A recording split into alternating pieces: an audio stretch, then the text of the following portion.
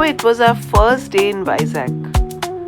After a long journey, we arrived tired and were welcomed by a rainy day.